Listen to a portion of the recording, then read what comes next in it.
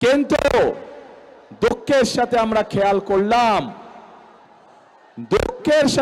খেয়াল করলাম যে এই রীতি বন্ধ হয় নাই। একটি রাজনৈতিক দল যাদের একটি অন্য পরিচয় আছে, জনগণ যাদেরকে একটি ভিন্ন পরিচয় চিনে, জনগণ তাদেরকে কি পরিচয় চিনে? গুপ্ত পরিচয় চিনে, গুপ্ত পরিচয়। আপনারা চিনেন কারা তারা গুপ্ত? বাংলাদেশের রাজনীতিতে কারা সেই গুপ্ত? চেনেন আপনারা, আলহামদুলিল্লাহ। প্রিয় ভাই বোনেরা, বর্তমানে বাংলাদেশে এক নতুন জালেমের আবির্ভাব হয়েছে।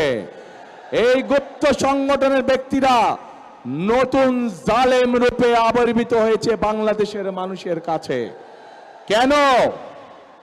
প্রিয় ভাই বোনেরা, এই বাংলাদেশে আবহমান কাল ধরে, শত হাজারো বছর ধরে এই বাংলাদেশে নারী পুরুষ সকলে মিলে মাঠে কাজ করে।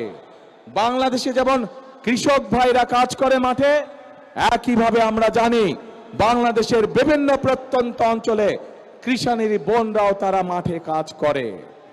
প্রিয় ভাই বোনেরা, শুধু মাঠেই নয়, বিভিন্ন কল কারখানায় আমরা দেখেছি আমাদের মায়েরা, আমাদের বোনেরা, আমাদের নারীরা তারা পুরুষের পাশাপাশি কাঁধে কাঁধ মিলিয়ে কাজ করে। তারা যে গার্মেন্ট শিল্প নিয়ে সমগ্র পৃথিবীতে আমরা গৌরববোধ করি, সেই গার্মেন্ট শিল্প টিকিয়ে রেখেছে এই দেশের নারী সমাজ, এই দেশের মা বোনেরা।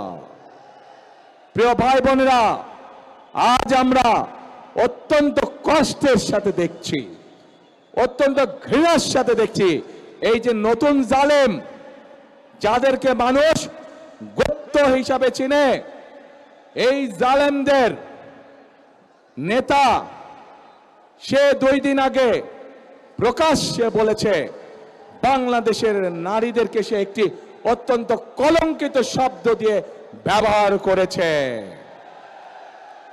প্রিয় ভাই বোনেরা,